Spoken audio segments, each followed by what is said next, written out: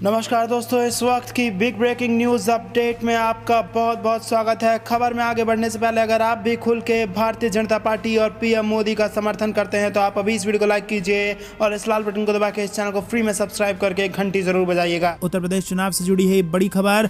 बांदा में अनुराग ठाकुर का अखिलेश यादव पर हमला, बोले 10 मार्च को कहेंगे ईवीएम बेवफा है और करहल से भी हार जाएंगे अखिलेश यादव। जी हां दोस्तों, केंद्रीय मंत्री अनुराग ठाकुर ने समाजवादी पार्टी सुप्रीमो अखिलेश यादव पर हमला बोला है।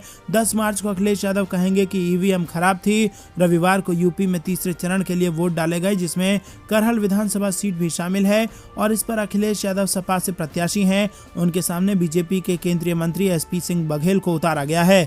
पीएम मोदी, गृह मंत्री अमित शाह, योगी आदित्यनाथ से लेकर बीजेपी के कई बड़े नेता लगातार सपा और अखिलेश यादव पर हमला बोल रहे हैं और इसी फहरिस्त में अनुराग ठाकुर शामिल हो गए हैं।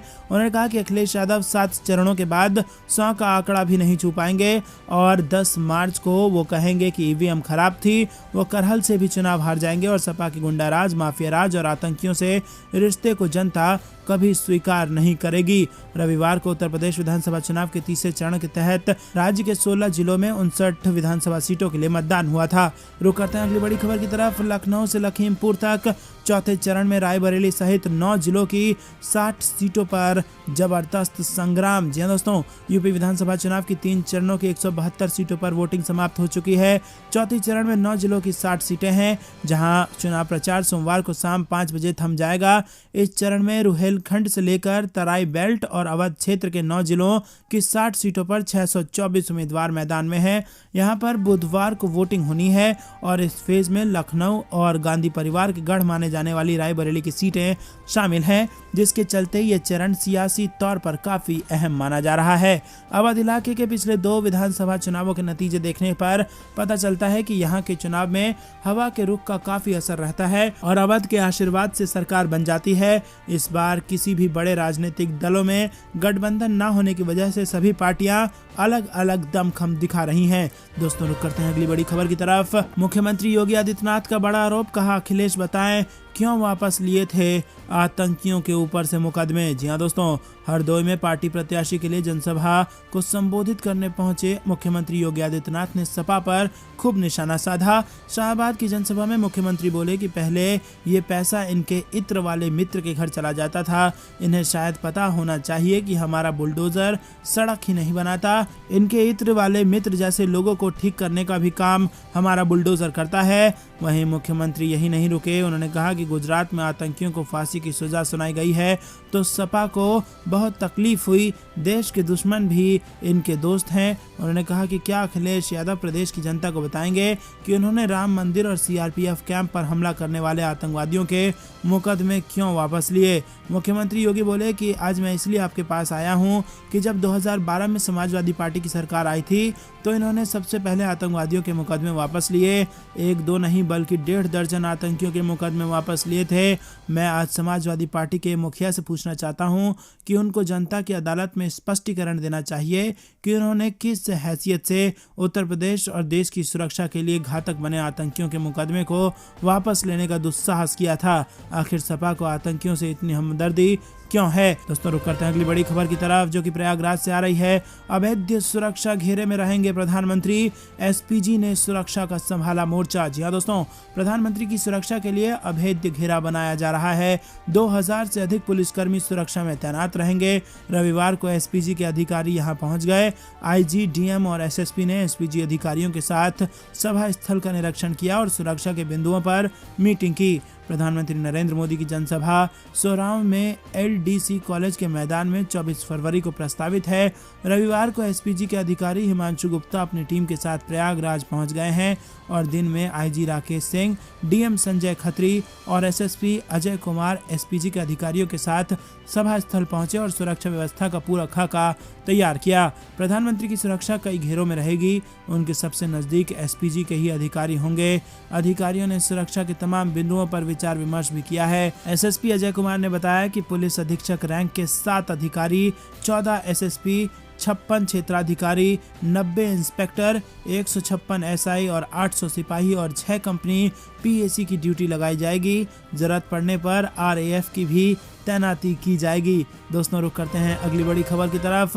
आचार संहिता उल्लंघन पर अखिलेश यादव का प्रचार रोकने की मांग, भाजपा ने निर्वाचन आयोग से की शिकायत। जी हां दोस्तों, आपको बता दें कि भाजपा ने भारत निर्वाचन आयोग से सपा अध्यक्ष अखिलेश यादव द्वारा आदर्श आचार संहिता और लोक प्रतिनिधित्व अधिनियम के उल्लंघन की शिकायत करते हुए उनके खिलाफ समुचित धाराओं में एफआईआर दर्ज कराने और उनके चुनाव प्रचार पर रोक लगाने की मांग कर दी है। मुख्य निर्वाचन आयुक्त को भेजे गए पत्र में भाजपा की ओर से बताया गया है कि अखिलेश यादव ने रविवार को अपने गांव सैफई के बूथ संख्या 239 पर वोट डालने के बाद बूथ के 100 मीटर के अंदर विभिन्न मीडिया चैनलों के सामने पूरा राजनीतिक भाषण दिया और अपनी पार्टी का प्रचार भी किया। रुक करते हैं अगली बड़ी खबर की तरफ। अमित शाह का दावा, उत्तर प्रदेश में भाजपा की बन रही है सरकार, 300 से ज्यादा सीटों पर मिलने जा रही है जीत। जी हां दोस्तों, केंद्रीय गृह मंत्री अमित शाह ने दावा किया है कि उत्तर प्रदेश में एक बार फिर से बीजेपी की सरकार बनने जा रही है और उन्होंने ये भी कहा कि फिर से 300 से ज्यादा सीटों पर हम जीत दर्ज करेंगे। जी हां दोस्तों, अमित शाह ने कहा कि इस बार यूपी में कानून व्यवस्था सबसे बड़ा मुद्दा है। उन्होंने कहा कि बीजेपी ने एडमिनिस्ट्रेशन में बड़ा बदलाव किया है। शाह के मुताबिक पिछली सरकारें जातिवाद के आधार पर चलती थी, लेकिन अब ऐसा नहीं होता। दोस्तों, रुक करते हैं अगली बड़ी खबर की तरफ, जो कि मौसम विभाग से आ रही है। तेज हवाओं ने बदला मौसम का मिजाज, राज्यों में हो सकती है झमाझम बारिश। जी हां दोस्तों, सर्दी अब अपने आखिरी दौर में है और तीखी धूप ने ठंड की रंगत बदल दी है।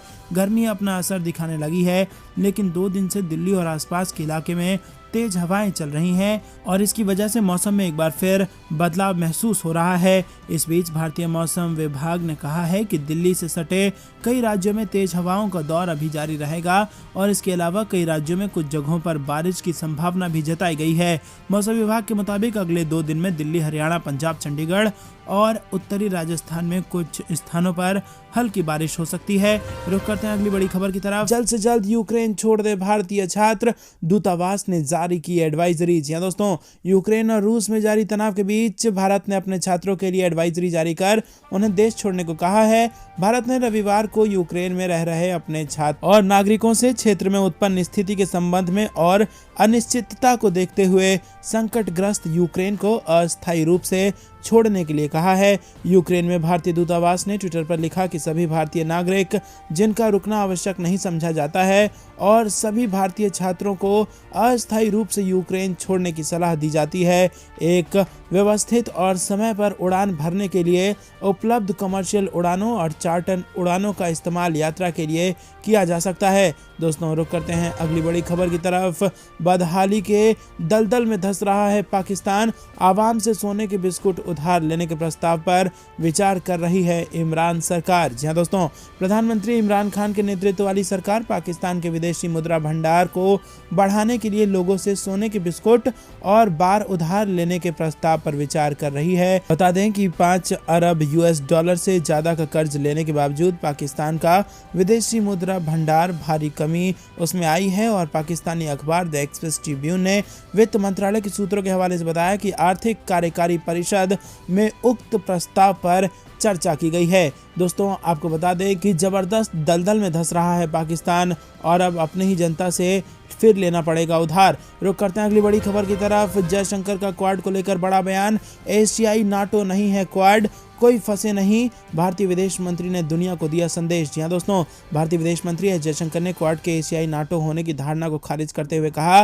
कि कुछ प्रभावित पक्ष हैं जो इस तरह की उपमा को आगे बढ़ा रहे हैं और किसी को भी इसमें फंसना नहीं चाहिए। जयशंकर ने कहा कि 4 देशों का ये समूह अधिक विविध और बिखरी हुई दुनिया का जवाब देने का 21वीं सदी का एक तरीका है। जयशंकर ने शनिवार शाम को म्यूनिख सुरक्षा सम्मेलन 2022 में व्यापक बदलाव और हिंद प्रशांत में क्षेत्रीय व्यवस्था और सुरक्षा पर परिचर्चा के दौरान ये बात कही। रुक करते हैं अगली बड़ी खबर की तरफ। रूस की ओर से बढ़ती धमकी के बीच यूक्रेन के राष्ट्रपति ने तत्काल युद्ध विराम का किया आह्वान। जी हां दोस्तों, यूक्रेन के राष्ट्रपति व्लादिमीर जेलेंस्की ने रविवार को को अपने फ्रांसीसी समकक्ष इमैनुअल मैक्रोन के साथ फोन पर बातचीत के बाद organisation for security and corporation in Europe के तत्वावधान में रूस के साथ बातचीत फिर से शुरू करने और तत्काल युद्ध विराम का आह्वान किया है। दोस्तों, जाने से पहले आप अभी इस वीडियो को लाइक कर लें और इस लाल बटन को दबा के इस चैनल को फ्री में सब्सक्राइब करके इस घंटी को जरूर दबा दें और अपने लोगों तक इस वीडियो को शेयर कीजिए। देख रहे थे आपका अपना चैनल। जय हिंद, जय भारत।